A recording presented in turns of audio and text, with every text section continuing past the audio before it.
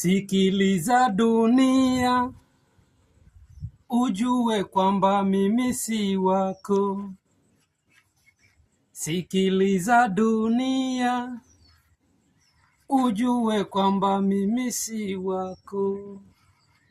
Yaliyokuwa faida na yahesabu kama hasara. Yaliyokuwa faida na yahesabu kama hasara. Yeah, watu wangu, kama kawa kama dawa manze, hapa ni Tom P. Yeah.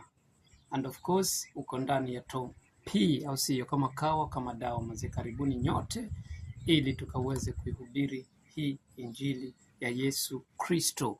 Kwa hivyo big up yourself mahali popote ulipo. Kama unatazama hii channel yako ya Tom P, big up yourself mahali popote ulipo, na uendelee kubarikiwa